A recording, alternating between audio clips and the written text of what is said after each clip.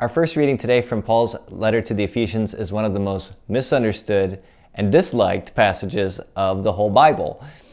And we can look through it through a contemporary lens that we forget what this reading is about, which is husbands, love your wives. Seems pretty obvious. But in the ancient world, it wasn't that obvious.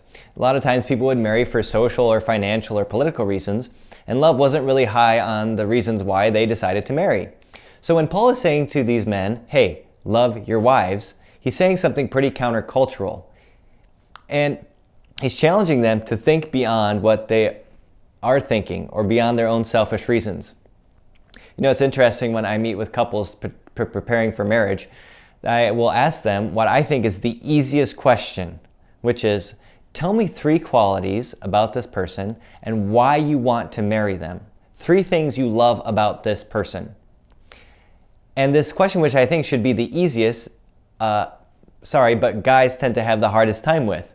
And they'll usually say things like, the way she is, or she makes me smile, or she takes care of me when I'm sick. Those are all really selfish reasons.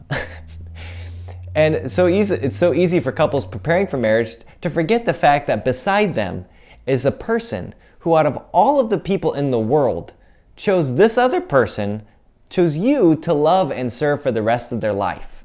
They chose you. It's an amazing thing to think about. And so when Paul says, hey, be subordinate to your husbands, a better way to translate that is be submissive. And that means being under the mission. So it says, women, be under the mission of your husband. But husbands, you are under the mission of Christ. You are called to follow Christ and to show by how Christ laid down his life for us, the church. So you are called to lay down your life for your wife.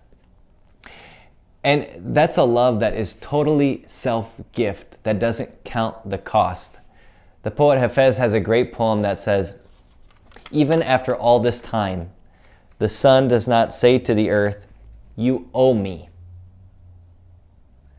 What happens with a love like that? It lights up the sky. Even after all this time, the sun never says to the earth, you owe me. Look what happens with a love like that. It lights up the sky. So I challenge you, those of you who are married today, to think of 3 reasons why you love your spouse and to tell them. And do that every day. Don't forget why you love them and tell them why you love them. Because God never ceases to tell us why he loves us. And if you're not married, that's okay. Look for ways to live that sacrificial self-gift to someone today, to witness by the way you lay down your life for others, the love that Christ has for us, so that all of us, regardless of our state in life, might show and bear witness to the love that God has for us, and be reminded that we are all under this mission to love.